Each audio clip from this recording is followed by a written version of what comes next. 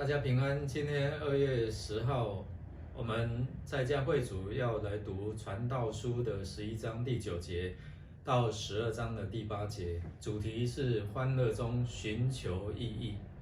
我们先来看传道书的11章第9节的金句，他说：年轻人啊，快活地过你青春的时光吧，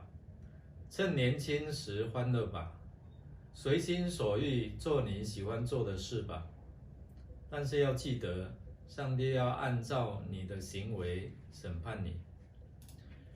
经文的摘要提醒我们，要趁着年少享受人生，但是记得所做的事情要向上帝来负责。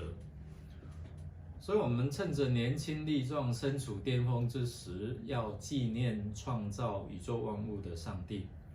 不要等到年老体衰、死亡来临的时候，生命归于虚空。明天就是除夕夜了，开始要过年，先跟大家拜一个早年，新年快乐，新年蒙福。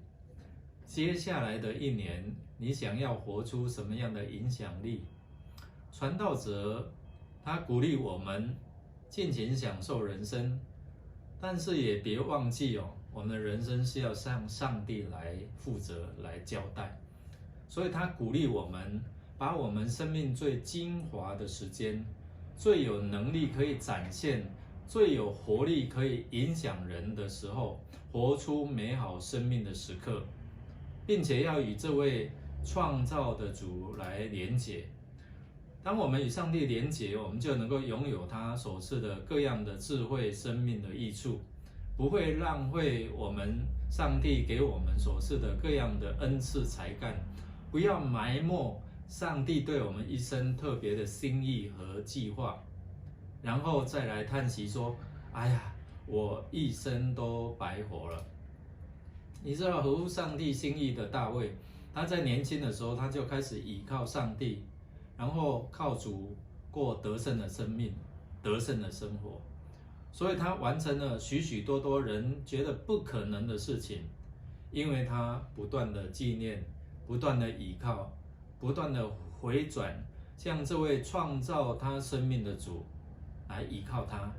所以他说：我的心啊，你曾对耶和华说，你是我的主，我的好处不在你以外。没有错，我们一生的益处都不在上帝以外。所以当我们纪念上帝的话语，我们读他的真理，活出他对我们的应许，我们能够在身强力壮的时候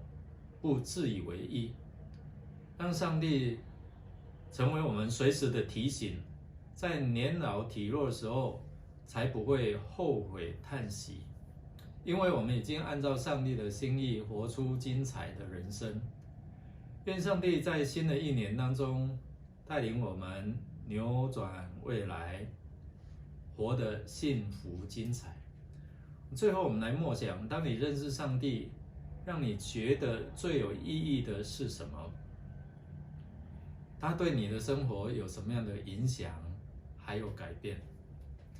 即将过年了，你自己透过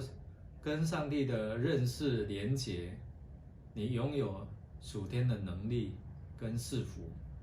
那你如何借着这样的一个领受，跟你的亲友有美好的连结，然后成为影响他们的关键？愿上帝赐福大家，我们一同来祷告。亲爱的上帝，认识你是我们一生当中最美的祝福，也让我们真的是知道与神连结，我们才能够拥有属天丰丰富富的恩典，也能够成为我们所接触人赐福的管道。愿你使用我们在新的一年更有影响力。我们这样祷告祈求，靠耶稣基督得胜的名求，阿们。祝大家有美好的一天。